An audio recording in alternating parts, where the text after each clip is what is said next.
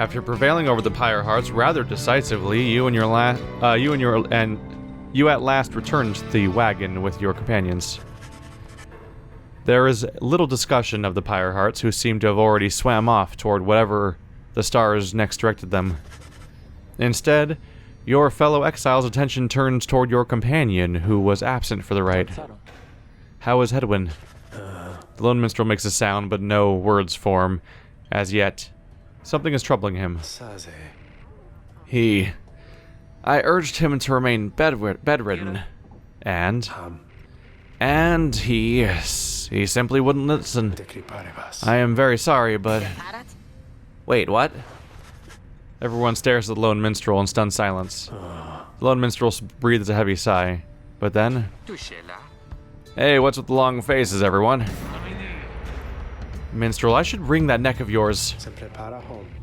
I was attempting to explain. Hedwyn is already up and about, despite my having strongly recommended further rest. Those that are accustomed to sea voyage and take ill, or unaccustomed to sea voyage and take ill, they are very likely to experience further symptoms if they do not remain bedridden, or at least sedentary. Hedwyn is running a considerable risk of having to spend another night in great discomfort. What are you, a doctor? Nay, although I traveled once with one extensively. Look, I appreciate your caution and concern, Tariq, but I'm pretty well accustomed to discomfort here, and I had to see how things turned out tonight. I haven't had to stay out of a rite like that before. So, you are back among the living then, Hedwyn. I was just seasick. Nevertheless, your full recovery requires rest. I think we all could use some rest after tonight. Anyway, thank you, everyone, for your concern, and I'm sorry that I worried you, or caused you further burden. He turns to you. My friend, what do you say we figure out where to go next? I am beginning to miss being on the solid ground. You follow him outside where the night sky awaits. Hey, I want to thank you for conducting the rite back there without me being there. I could rest easy knowing you and the others would get through it. Anyway, I'm leaving you to your reading. Can't begin to imagine where we'll be off to next. We're well past anywhere on the downside I've ever been. Even Jody hasn't gone this far. He bids you a good evening, and you turn your attention back to the sky. Let's seek our next destination. I bet those symbols mean something to them. Is that it? No, that's the bog star. Are we still going north? We are. Okay. Trista, the silver star. The silver star burns bright over fissured lands of the Black Basin. And it's a horse person, apparently. Okay. Horse boobs. Still further north, then. Not simply north. This shall prove difficult. What's the problem? Our destination is beyond the Deathless Tempest. A vessel such as ours has little hope of traversing it intact. Can't we go through it? Or around it? Given our confrontation with the Pyre hearts, our chances back in worm-held waters would be even worse. Come on, people. It'll just be another day in downside. Go get yourself some sleep while you still can. I bet you'll feel better in the morning. Your optimism is infectious. Isn't it? You will concur that rest is in order, for the sea journey has been taxing on everyone. Come daybreak, you shall have to find a way to sail past the Deathless Tempest. A tempest raging in the Sea of Solace seemingly for all eternity, the storm that arose after the death of the sea titan unfathomed plurns. What? After the death of the sea titan unfathomed plurns, that's their name, has never entirely subsided. Unfathomed plurns, okay, sure. Huh? Back inside. Have I looked at these yet? I can't. Oh, that's just the stack of books that used to be on the floor. They picked them up at some point. Oh, hi, mister. I'm so happy right now. I'm happy because I was so worried about Mr. Hedwin for a while there, you know? He was so kind to me when we first met him. Him, Miss Jadariel, Mr. Greentail, and you too. But I just really like him. She sighs. She seems happy to be here. Say, do you, She trails off for a moment. Do you think he likes me too? Oh. Whether Hedwin and Faye like each other, I don't freaking know. I've never seen them interact with each other a single time. Let's see. I mean, she may not share the feelings with you.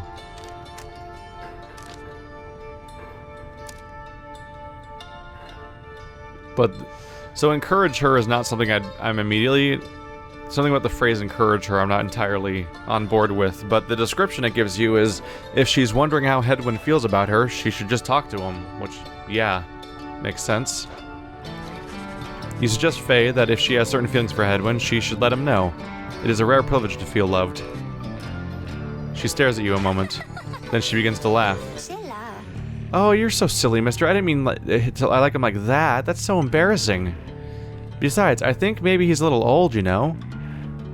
I'm gonna go cheer him up. That's a funny story. She bounds off, leaving you to ponder what just happened exactly. It's pretty straightforward. We overreacted to what was happening, more or less. Hey, +1 hope. There we go. Wake up, wake up.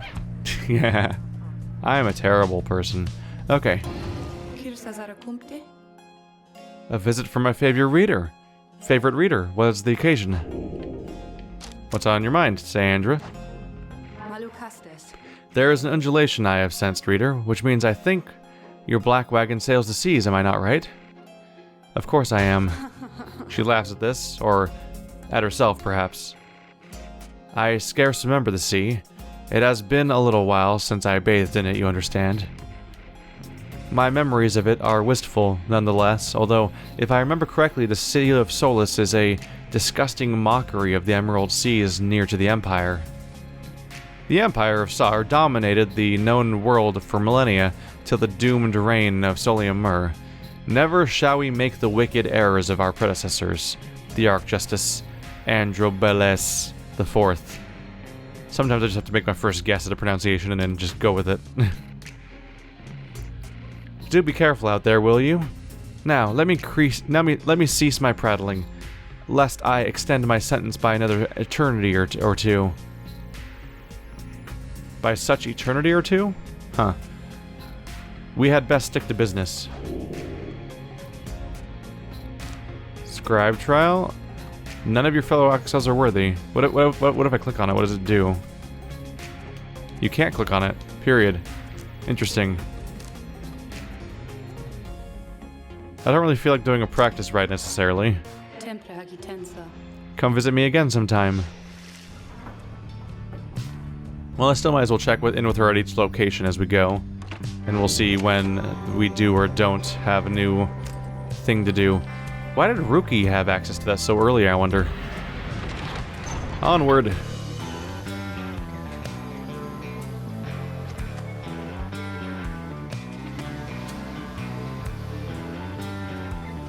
So the north side is Ragged Rock. A north current toward Stormwall passes by old carcasses of ships long gone. Rookie spotted wreckage in the area and believes there could be valuables to find. Frothsea. The south current toward Stormwall brims with large sea creatures. Tizo's very eager to see the wagon head in this direction. Does they want to see large sea creatures? Let's go for loot for once. I don't often do that.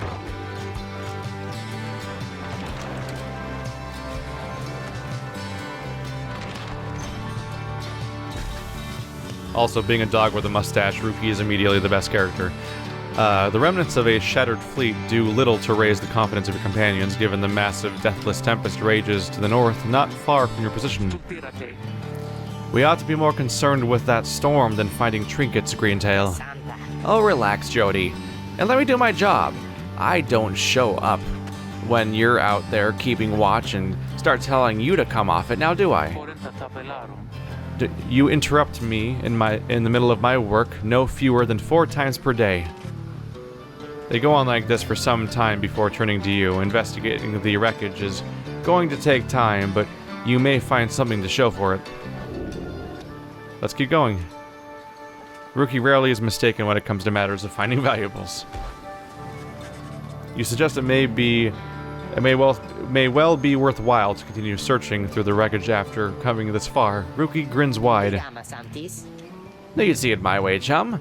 Now, let's see what we can get. After an exhaustive search, sorry, chum. I think I was just chasing the refraction of the sun or something. There's nothing down there.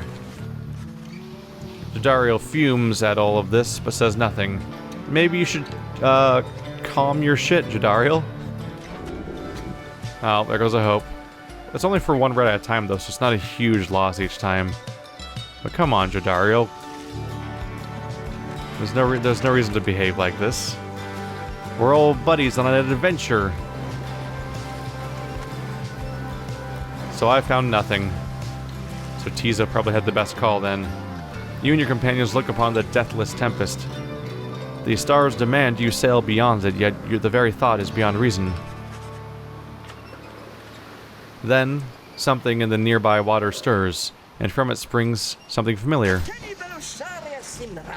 Hold, good ladies and good sirs, this knight beseeches you to hear him if you please. What is it now, worm? The rites are ended, we have no further need of you. Oh, but you do, and in turn this knight has further need of you, good lady. Out with it then. Let us be joined, let this knight join you, please. Can you believe this, Hedwyn? Not really, no. Nay, look ye not so surprised. Your valor in the rites did stir this poor knight's soul. He swears to you, upon his long-lost honor as a would-be knight-errant of the sea domain, that he shall serve you to the end. What about your other worm friends back there, the Pyre hearts? They are base cowards. This knight can no longer abide such spineless characters, having witnessed true glory in our clash upon Hulk of Oris. Never before have we been trounced so thoroughly. One of the downside celestial landmarks, the carcass of the doomed exploring vessel Dazerban, lost in the waters of the downside. I feel like I already read that, but it was glowing like it was new. And furthermore, this knight shall aid you in your passage through the Deathless Tempest. It is not so that you seek passage on. Is it not so that you seek passage to the north? With this knight's aid, you shall achieve your wish. Sir Gilman continues to persuade you for quite some time. He seems to know a way across the storm, some sort of long-held secret among the worms exiled to these waters. Jadariel pulls the rest of you aside after Hedwyn gives her a look. Are you most sure that Sandalwood would want this thing along? Mostly sure. Sandalwood wants someone for each mask, and this one seems about as good as we're gonna get. Jadariel glowers back at the worm, who tries his best to look presentable. Hedwyn is more gracious. He tells Sir Gilman that if he promises to help you cross the Deathless Tempest, then he can come along for now. This knight is overjoyed, and he hereby swears to see you pass the storm. Though first, this knight requires your consent. Give unto this knight your blessings in the name of the Nightwings, and thus shall he go forth. The heart eyeball he had earlier. Sir Goodman seems to be asking your permission for something?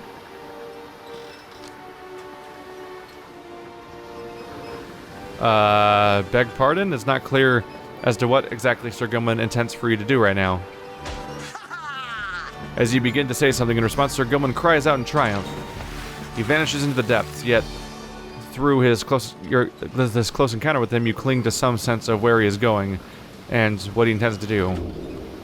He didn't really wait for the proper consent thing, did he? Sir Gilman's determined to help you cross the Deathless Tempest. Help see his mission through. Oh, so I'm going to control him like Faye for a minigame, I think. That's what the consent of the reader is. Okay. He forgot to actually get it, though. He just kind of went. I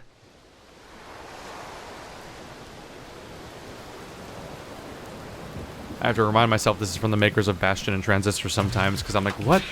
How did we get here? This is the strangest game in some ways, and the most familiar one in other ways. I do on some level kind of miss the narration. Determined to prove himself to you and the Nightwing, Sir Gilman emerges somewhere in the outer reaches of the Sea of Solace and calls out to you. Master Reader, if you can hear this knight, then he implores you now, lend him your guidance. This knight's objective ought to be not far east from here. Today we shall bring peace to the embroiled sea. Know, however, that among this knight's brethren the actions we are about to take is highly forbidden. But they are highly just. Thus Sir Gilman sets forth to quell the storm that rages to the north. What? Okay. Whoa. Zoop. Zoop. Whoa. That was what you guys were doing? That's the slash? Oh, weird.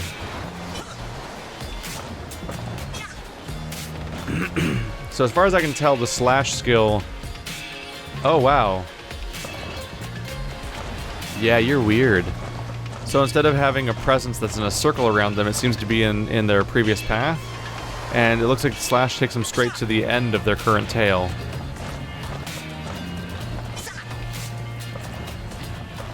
Yeah, weird. Okay. And Slither is just speed mode. So they can't shoot an attack outward. Instead, they leave like a defensive path. That's why they kept switching characters and leaving weird lines everywhere. They were creating a series of barriers that I would hopefully not be able to pass. And that weird dash they would do is them attacking the end of their own tail, basically.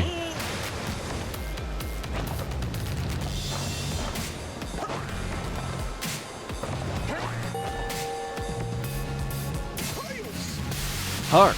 Yonder lie the foul spawn of unfathomed plurns, boiling the sea with their wrath. The Sea Titan, once slain by the scribe under King Oris, her brood lies dormant in the sea.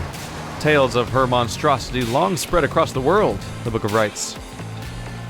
Exiled worms within these waters long have harbored these abominations, using them to bar passage through downside's channels for any save this knight's own kind. Begone now from here, fiends. This night shall finish what the Under King Oris started. Under King Oris, 7th of the 8 scribes in of the Book of Rites, known as the Persevering, or the Sea Sojourner, the legendary leader of the Worm's Undersea Crusades, sought to reach the end of the abyss. Die, Bubbles. You don't belong in this world. It is not by this foam I once again given life. I have no idea where to go with that. Ta-da! Is that tentacle gonna get mad at me? Oh. Oh, other worms are getting mad at me. Hold it right there, you traitorous slug. How dare you turn your back on this knight? To your superior. Superior by rank? No longer. For we no longer serve the Commonwealth. Last this knight checked. Here, you hold no sway over this knight. Ah, and what have you done to the spawn? Have you no honor left at all? This knight has done that which required doing. His honor cannot sink much lower anyhow. He figured this would be an ideal time to free himself from the servitude of you. Why, you dare to staunch the Tempest for these Nightwings? Good Sir Deluge, this knight was born to dare. Now come and fight this knight if you so dare as well. Ah, Pyre, banish him, that's an order. Uh-oh. 8? There's 8 Pyre Hearts? Ka-ding. I just have to run away a lot, basically.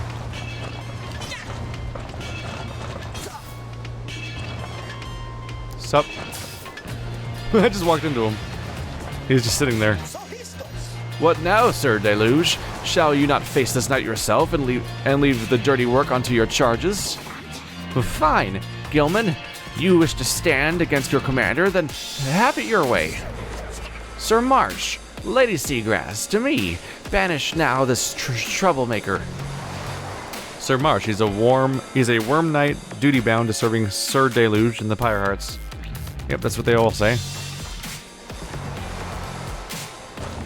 The slash makes this pretty easy. Oopsie. Are you just gonna walk directly into that? Yeah, you are. Boy, you don't think this up. Is that AI attacking the wall? I think he is.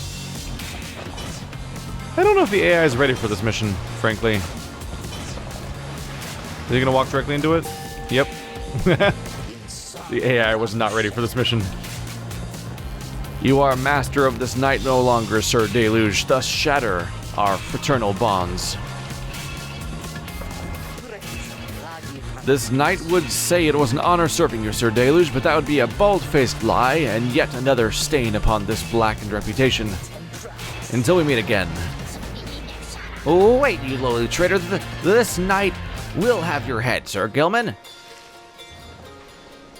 Well, we'll see about that. Do they have heads? I guess they kind of have heads. They're kind of just more like a tube creature. As the day wears on, there is no sign of the Worm Knight. Your companions grow restless, but then... Hail! This knight returns with newfound tales to tell and new scars to show for them. Sir Gilman is sopping wet and visibly shaken. He struggles to maintain decorum. He is, in short, the very image of a Worm Knight. And more importantly, that little Tempest ought no longer pose a threat, for now, behold! As if on cue, the Deathless Tempest begins to simmer and subside.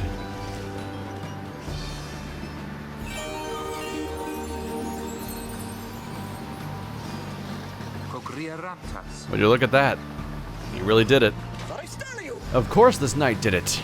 Now, if it would be alright with you, this knight could really use some shut-eye. Get it? Shut-eye singular, because they have one eye. The Worm Knight then collapses in exhaustion. You and Hedwyn help him up. A deal's a deal, Sir Gilman. Blech. A deal's a deal, Sir Gilman. I always want to say Sil Gurman. Welcome to the Nightwings. Huzzah! Sir Gilman joins the group. He also revealed the path north for you, and we bid him welcome. Oh, can't look inside of the wagon for now. The Deathless Tempest, you have not been here. Sir Gilman revealed a gap in the storm that seems safe enough to traverse. Boink. How do boat do that? I cannot stress enough that the black wagon just pulled a free willy. What is this, a unicorn structure? This is the strangest sight.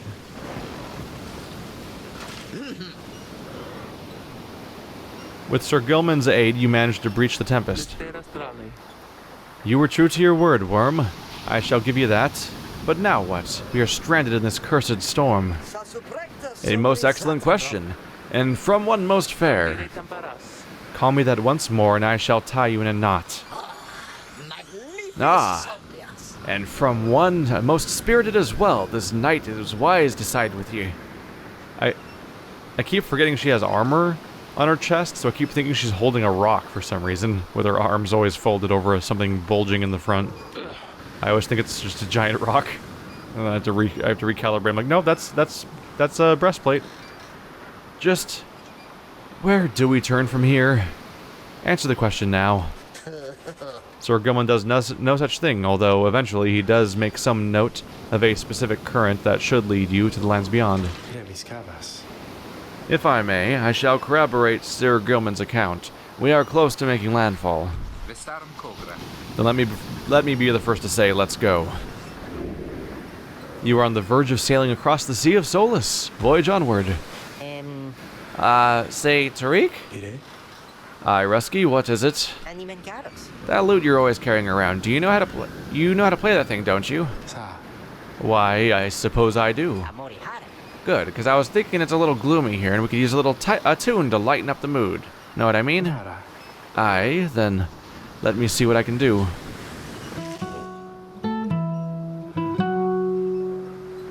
Before the salt and roiling sea, the moon began to cry. The valley ran with sorrowful tears and filled the waters high. The misty morning over the brine belies a leaden sky. The stars all hide away from the chill until till the evening rise. Oh,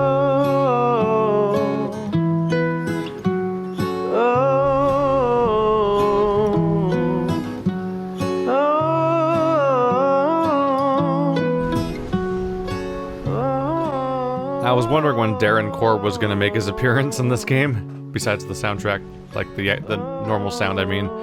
Sir Gilman claims the downside to northern landmass should be just beyond these waters. The Black Basin. the place where Plurna scuttled her foe, the doomed ship still resides. The Titan met her end on its prow, forsaken by tides. In death she leaves her stain on the place. The tempest never dies. Her final throes and shivers and shakes 1,000 years gone by.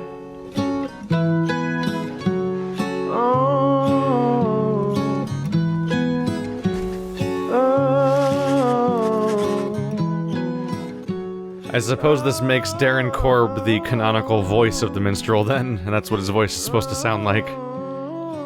At last your wagon rumbles onto solid jagged ground, the land called Black Basin.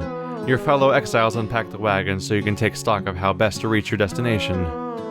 Black Basin's a black glass, searing vapor, and strangling forests mark the forsaken land that looms across the sea.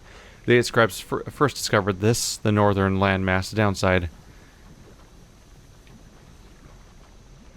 Black glass is fitting enough.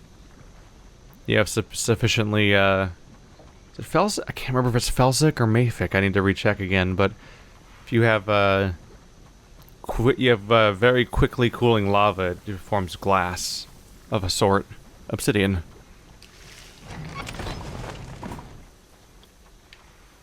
Hey, we can poke inside now. What's that up there? Sir Gilman's Crest, official certification of knighthood in the Commonwealth, oft sought by Worm Knights. You approach Sir Gilman, who must have just finished practicing his fencing maneuvers. He regards with a single eye. Hail, Master Reader! This knight is determined to train harder, having joined the famous Nightwings. He shall ensure that this triumvirate continues to live up to its most feared reputation. This is such an honor, and this knight has a great deal of honor to regain. Having fled the Pyre hearts, this knight fully expects now to conduct the rites in a most honorable fashion, to the fullest letter of the law, described within the books. The triumvirate of Worm Knights perceive the rites to be... Oh, yeah. The Pyre Heart's description is basically exactly what it said before, actually. I don't know what changed. The more we start to amass a motley crew of often inhuman and cartoonish characters, the more this starts to feel like some sort of, like, almost One Piece type game.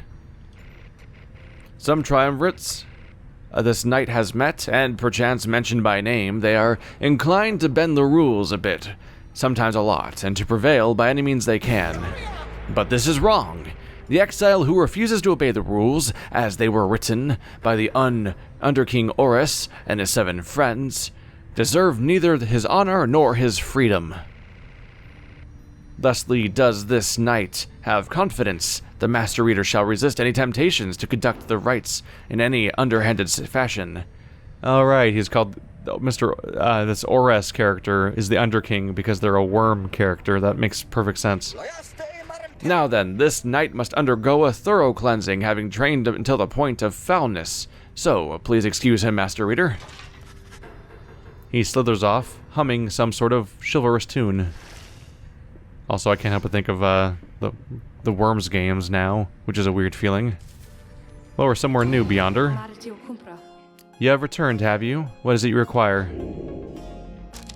What's on your mind? So then, we are back on solid land, or something like it, Well, then, this must be Black Basin. Flames and noxious fumes on one side, suffocating forest on the other. Lovely, lovely place. So good for you to take me here. You truly would pursue those blasted stars until the farthest corners of the land, it seems. Though I had better cease my blasphemy, or else the scribes themselves just might descend from on high and strike me with another much-deserved penalty. The thrill of such transgressions, reader. Sometimes it keeps me going, not that I have any real choice. Now, we have best get back to our normal business, as it were. Is that why you're all banished? Why your spirits that are trapped? Was it because they're literally like... I forget if they explained this or not. Were they, triumvirates that basically cheated, for example? That was their punishment? No one's ever ready for a scribe trial. Huh. Wonder when that'll come up again. Take care of yourself, reader. I wonder what makes Rookie special. Did I do something that altered the branching of the story in some way that led to that happening? Or did specifically, like, is Rookie always the first one? I wonder. We have 6 characters now, which means every single time I do a match, 6 characters, half will be in the match and half will be gaining, inspiration? I forgot what the name of the thing is that gives you bonus. Here. No, it's not. It's not listed by name here either. Whatever the other thing is, that not enlightenment, but the other part where you gain bonus stuff. So we're half non-humans now. No, if a Jadario counts, we're mostly non-humans actually. I don't know if she counts or how this works. The Honor Seeker. Sir Gilman is a once proud knight of the Sea Domain on a self-made quest to regain his honor. He is a worm. Relatively intelligent amphibians, known for their chivalry, hot tempers, and reckless determination. It was inevitable that the Sea Domain's teeming masses clamber onto shore, seeking glory. His past occupation was Worm Knight.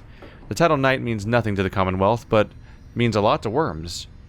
Those who clamored from the depths, a willing new employer in the Commonwealth.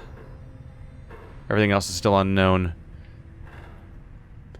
One of the outlandish worm knights of the Sea Domain, he appears to have withstood many battles in the name of the Commonwealth, which employs many of his kind for its ongoing war against the high-wing remnants. His exile seems to be self-imposed, though he can only take so much abuse from his fellow knights.